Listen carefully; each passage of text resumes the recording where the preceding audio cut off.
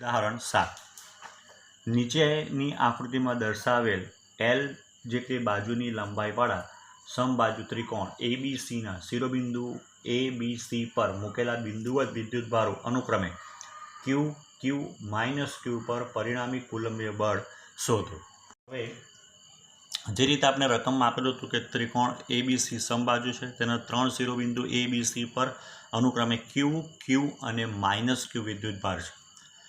ત્રિકોણની દરેક બાજુનું લંબાઈ માપ જે છે એ એલ જેટલું છે. અહીંયા બધી બાજુનું માપ એલ છે. બધા શિરોબિંદુ ઉપર જે વિદ્યુતભાર જે છે એનું મૂલ્ય ભલે આ 2 પ્લસ છે ને 1 માઇનસ છે, પણ મૂલ્ય બધાના ક્યુ છે. એટલે આપણે એટલું કહી શકીએ કે આપેલા સમબાજુ ત્રિકોણ માટે એબીસી માટે AB બરાબર BC બરાબર CA બરાબર L. આપેલા બધા જ વિદ્યુતભારોના મૂલ્યો સમાન હોવાથી જેટલું વિદ્યુતબળ પહેલો બીજા પર લગાડશે એટલું જ વિદ્યુતબળ બીજો પહેલા પર લગાડશે, એટલું જ વિદ્યુતબળ ત્રીજો બીજા પર લગાડશે, એટલું જ વિદ્યુતબળ બીજો ત્રીજા પર, એટલું જ વિદ્યુતબળ પહેલો ત્રીજા પર અને ત્રીજો પહેલા પર. બરાબર છે. કેમ? કારણ કે બધા વિદ્યુતભારોના મૂલ્ય સમાન છે અને બે વિદ્યુતભારો વચ્ચેનું અંતર પણ સમાન છે. તો એ બળને આપણે ધારો કે માની લઈએ કે F જેટલું છે અને એ કેટલું હશે કે Q²/L². હવે આપણે વારાફરતી દરેક વિદ્યુતભાર પર લાગતું પરિણામી બળ શોધીએ. દરેક વિદ્યુતભાર જે છે ધારો કે Q1, તો Q1 પર કેટલા વિદ્યુતભારો બળ લગાડશે? તો Q1 પર 2 વિદ્યુતભારો બળ લગાડશે. પહેલું જે બળ લગાડશે તે Q2. Q2 કઈ દિશામાં બળ લગાડશે? તો Q2 જે છે એ તો Q1 અને Q2 બંને ધન વિદ્યુતભારો છે, એટલે Q1 જે બળ લગાડવાનું Q2 જે છે Q1 પર એ આ દિશામાં બળ લગાડશે, અપાકર્ષણ. એટલે આ જે દિશા હોવાની એ કોના દ્વારા? તો બીજા દ્વારા પહેલા પર લાગતું બળની દિશા થવાની.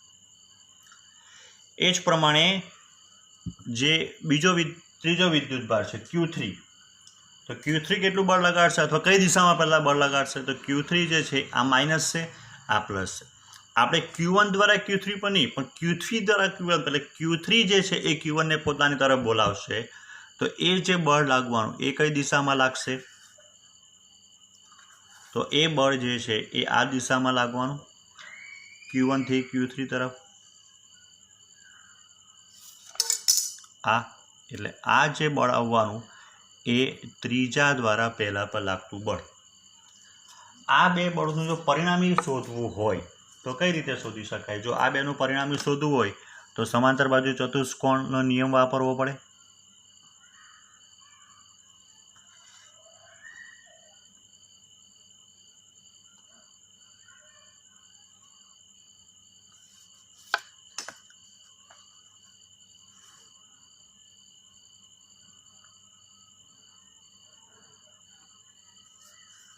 એટલે આ જે આપણને મળશે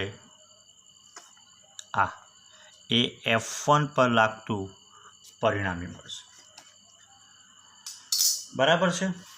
હવે એ બળનું મૂલ્ય શોધવું હોય તો આપણી પાસે સૂત્ર છે, 11મા ધોરણમાં આપણે ભણી ચૂક્યા છે કે A અને B બે સદિશોનો પરિણામી સદિશ શોધવા માટે અથવા એનું મૂલ્ય શોધવા માટે આપણી પાસે સૂત્ર હતું A² + B² + 2AB cos θ.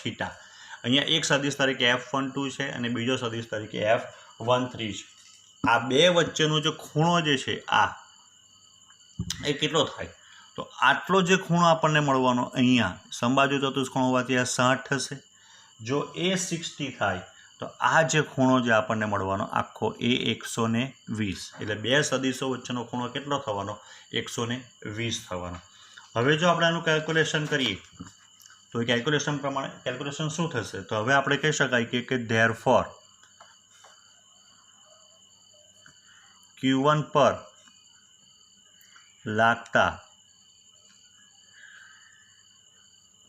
પરિણામી બળ કે કુલંબીય બળ તો એ થવાનું F1 બરાબર F12 પ્લસ F13. તો ધેરફોર હવે F1નું જે માન છે બરાબર વર્ગમૂળની અંદર તો બંનેનું F² વત્તા F². કેમ? કારણ કે બંનેના માન આપણે પહેલાથી F ધારી લીધા છે, પ્લસ 2F × F cos 120. બે વચ્ચેનો ખૂણો 120 છે. એટલે આ કેટલું થઈ જવાનું? તો આ થઈ જવાનું 2F² પ્લસ આ 2F².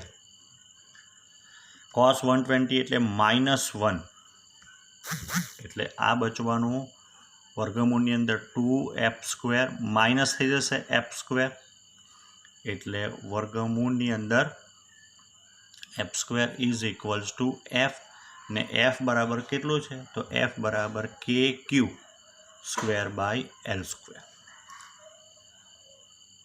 હવે f1 ને જો સદિશ સ્વરૂપે લખીએ તો એ જે છે kq²/L². એ કઈ દિશામાં આવશે તો એ બરાબર આપણે ધ્યાનથી જોઈએ તો એની દિશા કોને સમાંતર થશે તો એની દિશા જે છે એ બીસીને સમાંતર થશે. કેવી રીતના બીસીને સમાંતર થશે? કારણ કે આ બંને જે બાજુ સરખી છે એટલે આ 60નો થશે, આ બી 60નો ખૂણો થશે, એટલે આ ખૂણો પણ 60નો થાય, આ 60, અને આ જે ખૂણો બનાવવાનો એ પણ 60નો થવાનો, એટલે આ બંને એકબીજાને સમાંતર થાય તો જ આ ખૂણો 60 થવાનો. એટલે એમ કહી શકાય કે ધેરફોર આની જે દિશા આવશે એ દિશા આપણે શું લખી શકાય તો એ દિશા બીસીને, જે કિરણ બીસીને એવી હશે સમાંતર. તો આ આપણને F1 પર લાગતું બળ મળી જાય. સેમ ટુ સેમ આ જ રીતે હવે આપણે F2 પર લાગતું બળ શોધવું હોય તો બે એક્ઝેક્ટ આ જ આવશે. આકૃતિ જે છે એ બીજી બાજુ બનશે. તો સૌથી પહેલાં કોના દ્વારા લાગતું બળ તો Q1 દ્વારા Q2 પર લાગતું બળ, કારણ કે હવે Q2 પર બે બળો લાગવાના, Q1 અને Q2 બંને પોઝિટિવ છે, તો બંને પોઝિટિવ છે એનો અર્થ એમ થયો કે જે બળ લાગવાનું એ કઈ દિશામાં લાગશે? આ દિશામાં. આ કયું આવવાનું તો 2 1 સદિશ છે આ F21 પહેલા દ્વારા બીજા પર લાગતું બળ, અને હવે આ પ્લસ ને આ માઇનસ એટલે આકર્ષી બળ લાગશે. આકર્ષી બળ કઈ દિશામાં લાગવાનું તો આ દિશામાં, એટલે કે Q3 જે છે એ Q2 ને પોતાની તરફ બોલાવે એમ કહી શકાય. આ બેનો પરિણામી શોધવું હોય તો આ બેના પરિણામી શોધવા માટે સમાંતર બાજુ ચતુષ્કોણ પૂર્ણ કરીએ.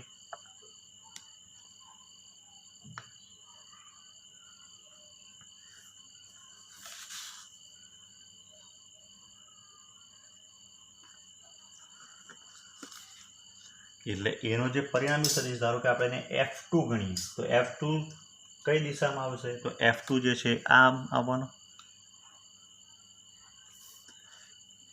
આ થઈ ગયો F2, જે કોને સમાંતર આવશે AC ને સમાંતર થવાનો.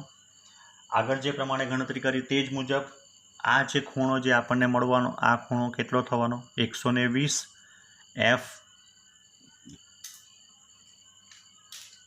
F21 અને F23 વચ્ચેનો જે ખૂણો જે છે એ 120 થવાનો. તો આની પર ગણતરી કરી દઈએ તો હવે Q2 પર લાગતું પરિણામી કુલંબીય બળ F2 કોના તો F2 પર કોણ કોણ બળ લગાડવાનું તો 1 અને 3.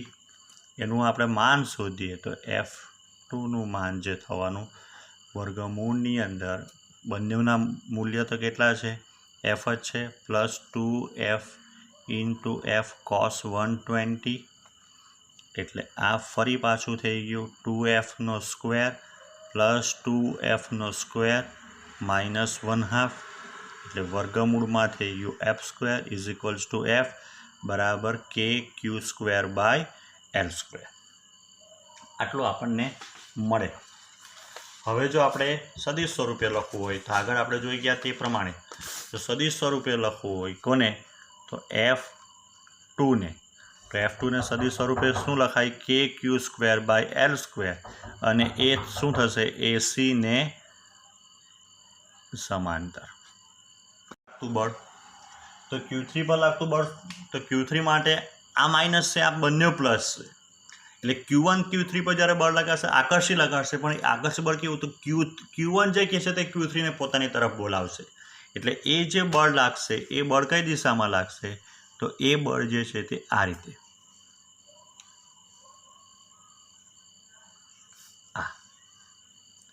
આ જે બળ આવ્યું એ શું થશે તો પહેલા દ્વારા ત્રીજા પર લાગતું બળ. એ જ પ્રમાણે હવે જ્યારે Q2 Q3 પર બળ લગાડશે તો એ પણ આકર્ષી બળ લગાડશે એટલે Q2 જે છે એ Q3 ને પોતાના તરફ બોલાવશે એટલે આ બળ થઈ ગયું F3(2). ફરી પાછું પરિણામી શોધવા માટે શું કરશું તો પરિણામી શોધવા માટે સમાંતર બાજુ ચતુષ્કોણ પૂર્ણ કરવો પડશે.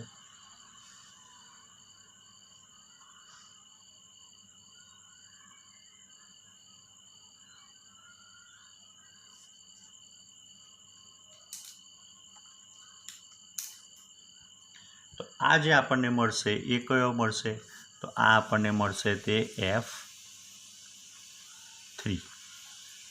હવે અહીં જે આપણે જોઈ શકીએ કે આ બે વચ્ચેનો જે ખૂણો જે છે કયા સદિશો વચ્ચેનો F31 અને F32 તો એ તો કોણ છે સમબાજુ ચતુષ્કોણનો એક ખૂણો છે એટલે એ જે ખૂણો મળશે એ ખૂણો કેટલાનો મળશે 60 ડિગ્રીનો એટલે F31 અને F32 વચ્ચેનો જે ખૂણો જે છે એ 60 જેટલો થશે. એટલે હવે જો આપણે શું શોધવું હોય કે ધેરફોર Q3 પર લાગતું પરિણામી કુલંબીય બળ તો એ કેવું થશે F3. તો F3 બરાબર શું થશે F31 પ્લસ F32 પણ એનું જો આપણે માન શોધીએ તો એ માન થવાનું F3 બરાબર √(f) plus f² plus 2f into f cos 60 એટલે આ થઈ ગયું 2f² પ્લસ 2f² cos 60 એટલે 1/2 એટલે √2f² plus f² is equals to √3f² is equals to √3f એટલે કે પહેલાંનું મૂલ્ય બંનેનું f આવતું હતું અહીંયા √3f આવશે અને f બરાબર આપણી પાસે શું છે તો f બરાબર આપણી પાસે છે kq²/L². જો સદિશ સ્વરૂપે લખવું હોય F3 સદિશ સ્વરૂપે તો √3kq²/L². હવે આની દિશાનો વિચાર આવે કે આની દિશા કઈ રીતના લખી તો આની દિશા માટે આપણે શું કરીએ તો આ જે આપણે એમ કહી શકાય જો સીધું લંબાવીશું તો અહીંયા આપણને મળશે D બરાબર છે. તો હવે આપણે એમ કહી શકાય કે જે આની દિશા છે એ CD ને સમાંતર થશે કે CD ને સમાંતર આપણે એટલું લખી દઈએ જ્યાં DA જે આપણો રેખાખંડ AB નું શું થશે મધ્ય બિંદુ. તો આ રીતે આપણે દાખલો પૂરો કર્યો. ઉદાહરણ 8 એક ઇલેક્ટ્રોન 2.0 × 10⁴ ન્યૂટન પર કુલમ જેટલી સમાન તીવ્રતાવાળા વિદ્યુત ક્ષેત્રમાં 1.5 સેન્ટીમીટર જેટલું પતન ગુરુત્વમુક્ત અવકાશમાં કરે છે. ત્યારબાદ આ વિદ્યુત ક્ષેત્રનું મૂલ્ય તેટલું જ રાખીને તેને દિશા ઉલટાવવામાં આવે છે અને તેમાં એક પ્રોટોન પણ આટલું જ પતન કરે છે. આ બંને માટેની આકૃતિ આપણને આપેલી છે. તો આ બંને માટે લીધેલ સમય ગણો. આપણને વિવિધ મૂલ્યો બાકીના આપેલા છે. એ રીતે આપણે રકમમાં આપ્યું છે રીતે આપણે આકૃતિ આપેલી હોય તો આપણે દોરી તો એક સમાન વિદ્યુત ક્ષેત્ર છે. આ બે પ્લેટ વચ્ચે આપણે જોઈ ગયા છે કે સમાન વિદ્યુત ક્ષેત્ર ઉત્પન્ન થાય પ્લસ પ્લસ પ્લસ અહીંયા માઇનસ એટલે ધનથી ઋણ તરફ વિદ્યુત ક્ષેત્ર ઉત્પન્ન થાય. આ E જેટલું વિદ્યુત ક્ષેત્ર છે એમાં જો ઇલેક્ટ્રોન હોય તો ઇલેક્ટ્રોન ઉપર F = -EE એટલે કે ઇલેક્ટ્રોન પર વિદ્યુત ક્ષેત્રની વિરુદ્ધ દિશામાં બળ લાગે. આપણે પહેલાં શું કરીશું તો વ્યાપક રીતે આપણે સૂત્ર તારવીએ એટલે કે ઇલેક્ટ્રોન માટે પણ અને પ્રોટોન માટે પણ કોઈ વિદ્યુતભાર Q માટે તો ધેરફોર આપણે લખી શકાય કે Q જેટલા વિદ્યુતભાર પર E જેટલા વિદ્યુત ક્ષેત્રમાં લાગતું વિદ્યુત બળ તો એ કેટલું થશે F = ma ન્યૂટનના બીજા નિયમ મુજબ અને આપણે જે ભણી ગયા એ પ્રમાણે તો E = F/Q. તો એફ ઇક્વલ્સ ટુ કેટલું થશે ક્યુ ઇન્ટુ ઈ. ધેરફોર વિદ્યુત ક્ષેત્રમાં ઉત્પન્ન થતો પ્રવેગ જે છે એ પ્રવેગનું સૂત્ર ક્યુ ઈ બાય એમ, સમીકરણ 1. બરાબર છે. આપણે યંત્રશાસ્ત્રમાં ઘણી વખત બહુ બધા દાખલા કરી ગયા છે આ પ્રકારના કે એ જેટલો પ્રવેગ હોય તો હવે આપણે કહી શકાય કે ડી જેટલું અંતર કાપતા લાગતો સમય ટી હોય તો કયું સૂત્ર આવશે? D equals to V0t plus 1/2 AT². ચાલો, અહીં V0 બરાબર 0 કારણ કે મુક્ત પતન કરે છે. તો મુક્ત પતન માટે શું થશે? હવે V0 બરાબર 0 એટલે ડી બરાબર AT²/2. Therefore D is equals to એ બરાબર છે આપણી પાસે EE/m ઇન્ટુ આ થઈ ગયું T². એટલે હવે જો ટીને કરતા બનાવીએ આપણે બરાબર થશે વર્ગમૂળની અંદર 2mD અપોન QE. હવે એક વખત આ સમીકરણમાં ઇલેક્ટ્રોન માટે કિંમત મૂકીએ, બીજી વખત આપણે આ સમીકરણમાં પ્રોટોન માટે કિંમત મૂકીએ. તો ઇલેક્ટ્રોન માટે ગણતરી કરીએ તો TE બરાબર વર્ગમૂળની અંદર 2mED ડિવાઇડેડ બાય QE. હજુ પણ આનો વિદ્યુતભાર EE મૂકી દઈએ એટલે વિદ્યુત મૂલ્ય થશે T બરાબર વર્ગમૂળમાં 2 ME એટલે ઇલેક્ટ્રોનનું દળ 9.1 10⁻31. ડી બરાબર આપણને આપેલું છે 1.2 ઇન્ટુ 10⁻2 મીટરમાં કન્વર્ટ કરેલું છે આપણે આ E એટલે 1.6 10⁻19 અને વિદ્યુત ક્ષેત્રનું જે આપણને મૂલ્ય આપેલું છે એ 2.0 ઇન્ટુ 10⁻4. છેલ્લે આપણે જ્યારે એને સાદરૂપ અથવા કેલ્ક્યુલેટર પર ગણતરી કરીએ તો એ કેટલો જવાબ આવશે? તો એનો જવાબ આવશે 2.92 ઇન્ટુ 10⁻9 સેકન્ડ. એટલે કે એને જો લખીએ આપણે તો TE બરાબર 2.92 નેનો સેકન્ડ. 10⁻9 એટલે નેનો સેકન્ડ.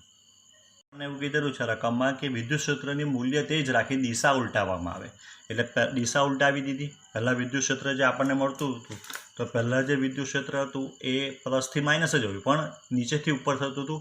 એટલે ઇલેક્ટ્રોન પર વિદ્યુત ક્ષેત્રની વિરુદ્ધ દિશામાં બળ, એટલે નીચે તરફ જ બળ લાગે તો જ ઇલેક્ટ્રોન મુક્ત પતન કરી શકે. કારણ કે આપણને જે અવકાશ આપેલો છે એ અવકાશ ગુરુત્વ મુક્ત છે.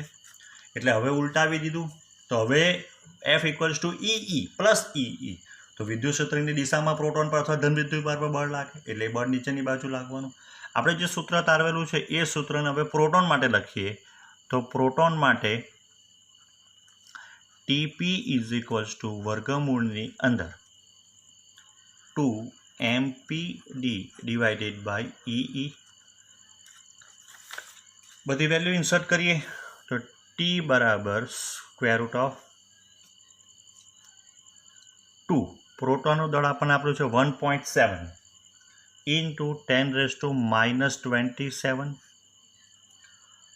Multiplied by 1.5 into 10⁻2 divided by એનો વિદ્યુતભાર પ્રોટોનનો 1.6 10⁻19 ઇન્ટુ વિદ્યુત ક્ષેત્રનું મૂલ્ય 2 ઇન્ટુ 10⁻4. તો TP જે છે એટલે કે ભાઈ પ્રોટોન માટેની જે કિંમત જે છે આપણને અથવા વિદ્યુત સમયનું મૂલ્ય મળશે 1.26 ઇન્ટુ 10⁻7 સેકન્ડ. અથવા આપણે કહી શકાય કે TP બરાબર 126 ઇન્ટુ 10⁻9 સેકન્ડ. તો પ્રોટોન માટે જે સમય લાગવાનો એ 126 નેનો સેકન્ડ લાગશે. ઇલેક્ટ્રોન કરતાં એને સમય વધારે લાગશે કારણ કે ઇલેક્ટ્રોનનું દળ ઓછું છે એટલે એમાં પ્રવેગ વધારે ઉત્પન્ન થાય, આમાં એનો સમય વધારે લાગશે. સ્વાધ્યાયનો 8મો દાખલો. બે બિંદુવત વિદ્યુતભારો QA બરાબર 3 માઇક્રોકુલમ અને QB બરાબર -3 માઇક્રોકુલમ શૂન્યાવકાશમાં એકબીજાથી 20 સેન્ટીમીટર અંતરે આવેલા છે. પહેલું આપણને પૂછેલું છે આ બે વિદ્યુતભારોને જોડતા રેખાખંડ એબીના મધ્ય બિંદુ આગળ વિદ્યુત ક્ષેત્ર શોધો.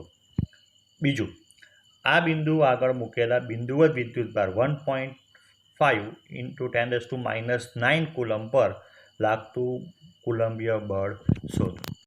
જે રીતે આપણને રકમમાં આપેલું છે એ રીતે આપણે જોઈએ તો બે વિદ્યુતભારો આપણને આપેલા છે.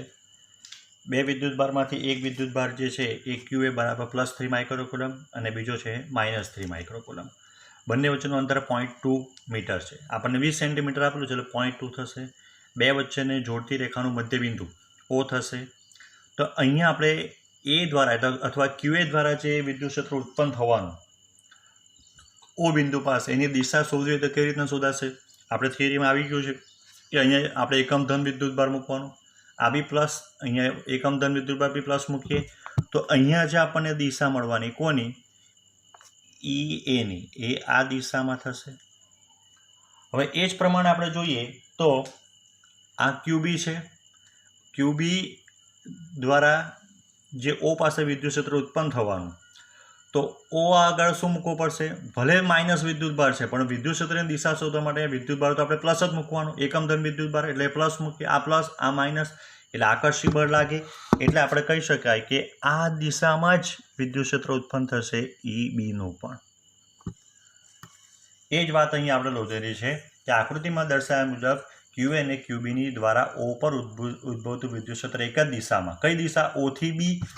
O થી B અથવા આપણે એને x અક્ષ પર જો મૂકેલો હોય તો એ દિશા થશે I કેપની. ફરી અથવા આગળ જોઈએ કે QA અને QB વિદ્યુતભારના મૂલ્યો પણ સમાન છે તથા O થી સમાન અંતરે હોવાથી O પર QA દ્વારા અને QB દ્વારા ઉદ્ભવતા વિદ્યુત ક્ષેત્રના મૂલ્યો પણ સમાન થશે. તો એ બંનેના મૂલ્યો સમાન કે QA લખો અથવા QB લખો R1². એટલે હવે આપણે એમ કહી શકાય કે જો પરિણામી વિદ્યુત ક્ષેત્ર જોઈતું હોય O પર તો ધેરફોર O પર પરિણામી વિદ્યુત ક્ષેત્ર, તો O પર પરિણામી વિદ્યુત ક્ષેત્ર આપણને મળશે એ E બરાબર EA + EB, એટલે કે એ બંને સરખા જ છે, EA બરાબર EB. તો ધેરફોર 2 × KQA/R1², બધી વેલ્યુ મૂકી દઈએ તો 2 9 × 10⁹, આનું મૂલ્ય છે 3 × 10⁻⁶ કુલમ, માઇક્રોકુલમમાંથી કુલમમાં કન્વર્ટ કરીએ અને આની જે વેલ્યુ છે એ 0.1 × એનો સ્ક્વેર, એટલે આપણે આનું વેલ્યુ કરીએ તો 5.4 × 10⁶ ન્યૂટન થશે. અને જો E સદિશ સ્વરૂપમાં લખીએ તો એ સદિશ સ્વરૂપમાં થશે 5.4 × 10⁶ ન્યૂટન. એની દિશા થશે O થી B તરફ અથવા I કેપ. બરાબર છે.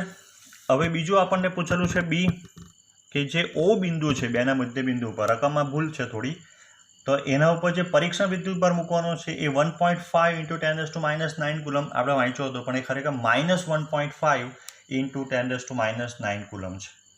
તો ધેરફોર આપણે એમ કહી શકાય કે બિંદુ O પર Q બરાબર -1.5 × 10⁻⁹ કુલમ જેટલા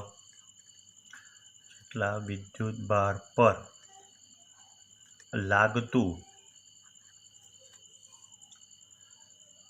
વિદ્યુત બળ, તો એ થશે F = Q × E.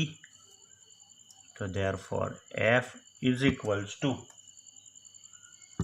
-1.5 × 10⁻⁹ into 5.4 × 10⁻⁶ into આપણે લખેલું છે I કેપ. ધેરફોર આપણને મળશે F સદિશ = 8.1 × 10⁻³ ન્યૂટન I કેપ. બરાબર છે. તો આપણે અહીંયા એવું લખી શકાય કે ઋણ નિશાની શું દર્શાવે છે? તો ઋણ નિશાની દર્શાવે છે કે આ બળ વિદ્યુત ક્ષેત્રની વિરુદ્ધ દિશામાં લાગે છે.